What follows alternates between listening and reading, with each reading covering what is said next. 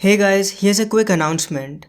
I'm starting a new book club in which we'll discuss the best personal development and self-help books at the pace of one book every month.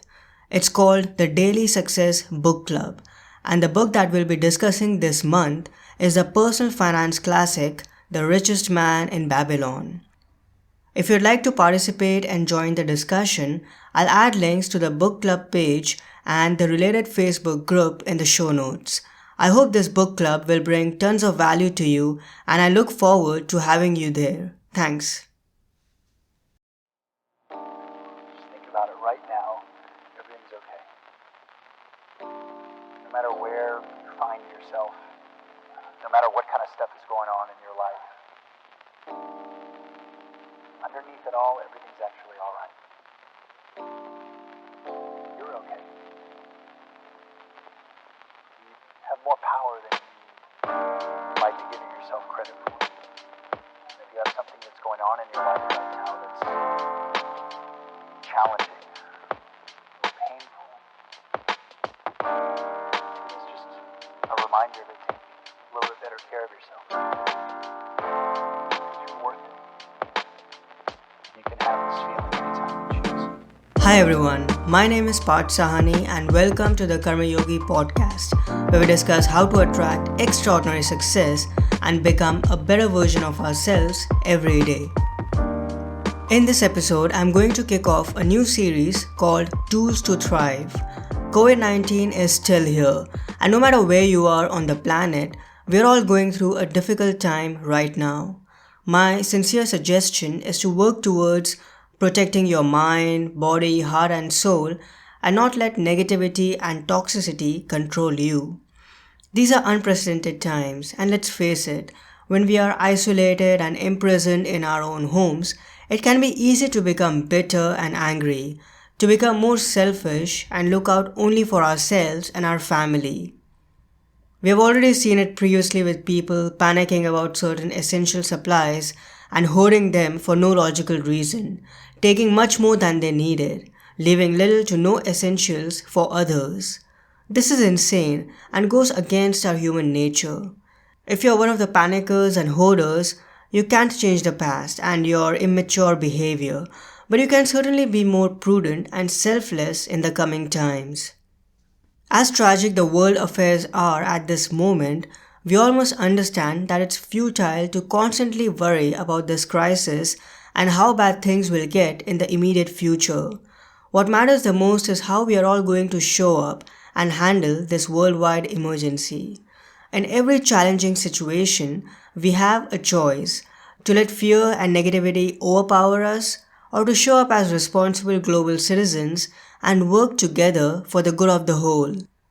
We must become an effective leader, a humanitarian, and be a good example in this global catastrophe. These times demand us to do and give our best. In this new series, we'll discuss ideas and insights that are rooted in personal development, philosophy, and ancient wisdom to help you navigate and cope with the unique stresses of today as we deal the threat of COVID-19. In every episode, I'll pick a unique theme and read a few meditations from my book, Thriving in the New Normal, that I wrote last year to inspire deeper reflection and application in these challenging times. These meditations will provide you practical strategies to manage your health. My aim with this series is to help you cultivate essential virtues and build your character to navigate this uncertain and chaotic world and empower yourself to not only survive but thrive in the new normal. For the first episode in this series, I'll read a few meditations on the subject of awareness. So without further delay, let's get started. Balancing between fear and awareness. When it comes to our future, it's uncertain and unpredictable. We don't know what is in store for us, and it's hard to estimate the ratio of good or bad, happiness or suffering, good luck or ill luck that we would experience. The future is vast and has infinite possibilities, and it's best to cultivate a balanced approach to it. We need to prepare for an uncertain and even dangerous future, but not worry about it at the same time. So how do we do this and walk on the middle path? By simply living in the present moment. There may be a forecast for a thunderstorm tomorrow, but that doesn't mean you can't go to the beach today and soak in the sea and sunshine. Why worry about tomorrow today? Instead, live today to the fullest and face the perils of tomorrow when they come. Of course, this doesn't mean you need to be negligent and act recklessly, but plan accordingly and develop a balanced approach between fear and awareness. Prepare for the challenges that may come your way in the future, but don't let them overwhelm you and ruin your present. As the beast whisperer Newt Scamander says, quote, "My philosophy is that worrying means you suffer twice." It's useful to perform the Stoic exercise of negative visualization, premeditatio malorum, to contemplate and prepare ourselves for the evils that we may encounter in the future. But as we do this exercise, we should also not discount the good things that may happen. And it's entirely possible that the bad stuff that we are gearing for may never even take place.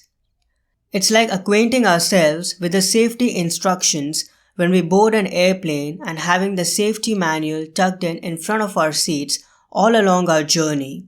We can enjoy our flight when we are cruising up in the air, not worrying about any misfortune, but if something bad happens, at least we have the required knowledge and guidance about what we should do.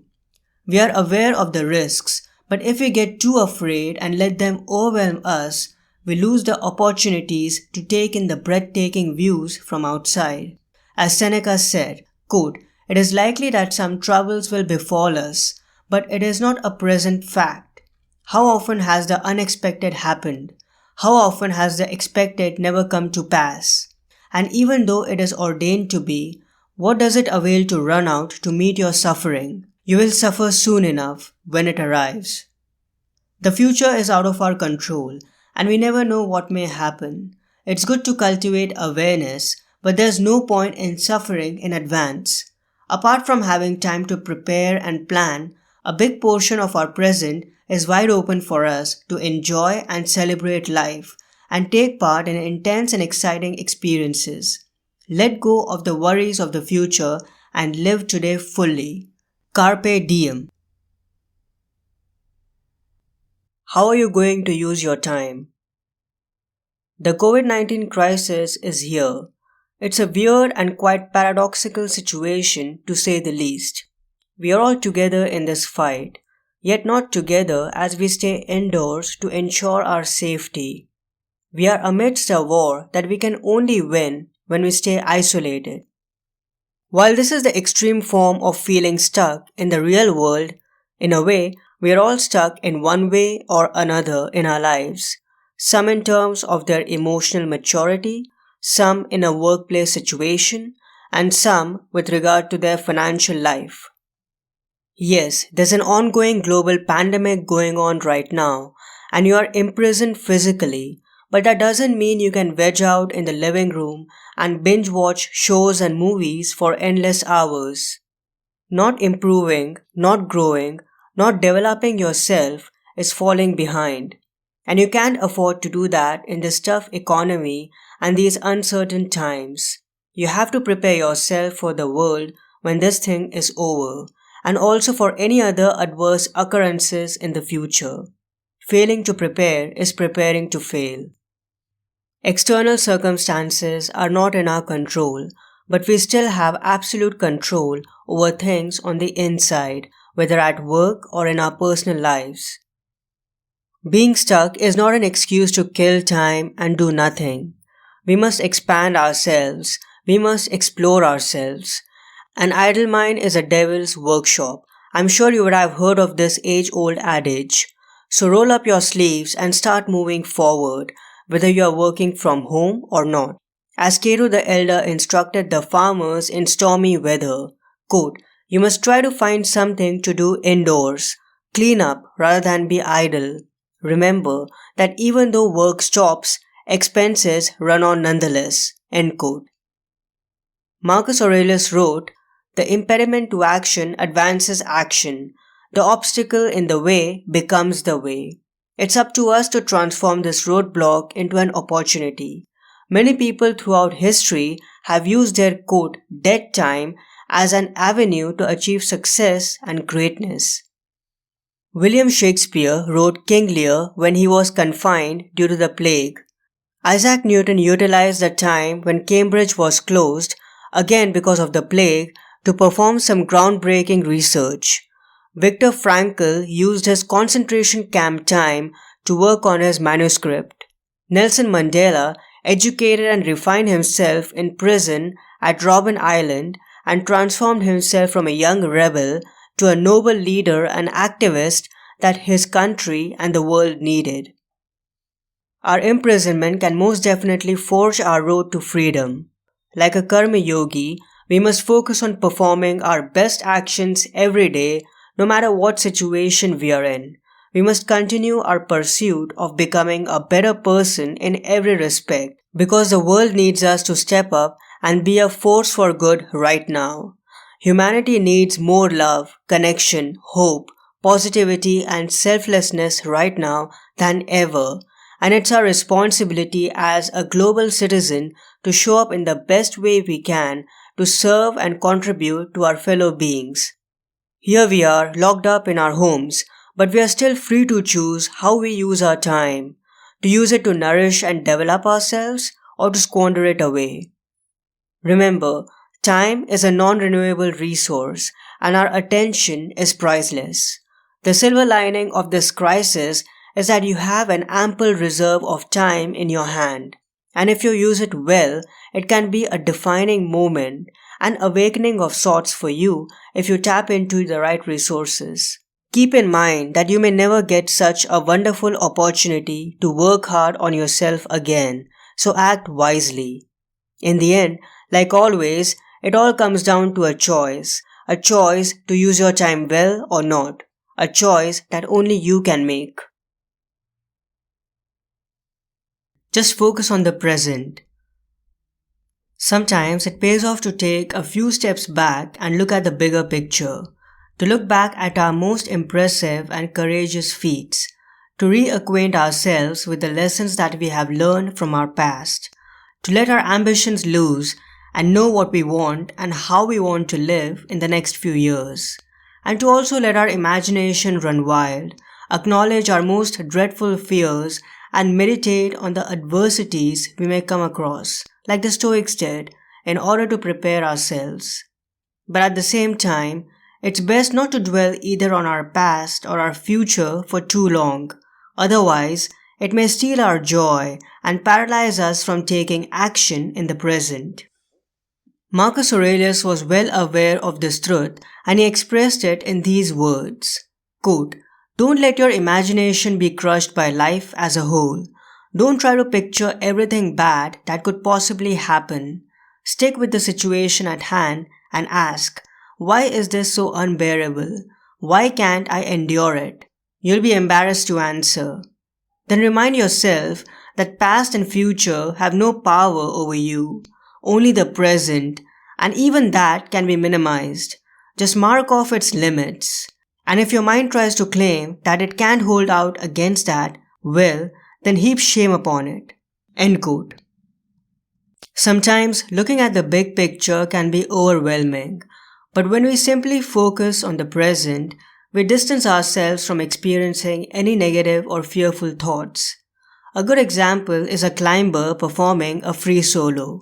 He tries not to think about how high up he has come, or how he'll celebrate when he reaches the top, or how he's one mistake away from potentially killing himself.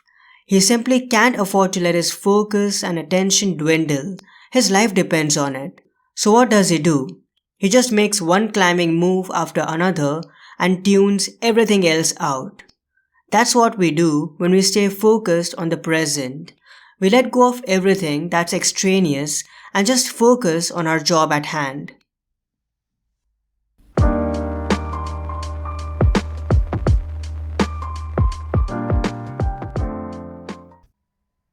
Now it's time for the Gratitude Attitude segment, where I talk about things that I feel grateful for, things that add immense value to my life. This week, I would like to express gratitude for the podcast Radio Headspace that I've been listening to for the past few months. I've been really enjoying it and have incorporated into my daily routine.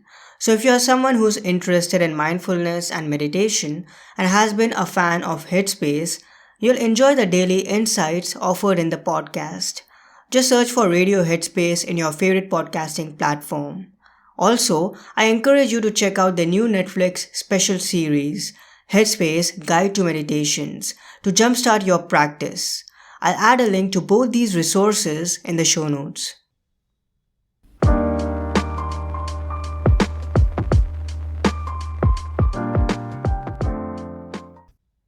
I hope you enjoyed this week's episode. Do check out my book, Thriving in the New Normal, an 8-week program to safeguard your holistic health and help you grow through adversity, on your favorite digital bookstore.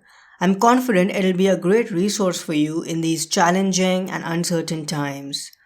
If you would like to ask me a question or have any comments or suggestions, write an email or send a voice memo to podcast@parthsahani.com. And if you want even more resources to create an extraordinary life and become a better version of yourself every day, plus some personal insights and updates along with monthly book recommendations from me that I only share in email, come visit my website at thekarmayogi.blog and make sure you subscribe to my email newsletter. Also, when you sign up, you'll get my beautiful e-guide, Becoming a Karma Yogi, a quick and essential guide to revolutionize your life for free. Of course, you won't receive any spam and you can unsubscribe anytime. Focus on your actions and let go of the outcomes, because success is a journey, not a destination, and we need to keep working towards it every single day. Thank you so much for your time and attention, and I'll talk to you soon. Bye.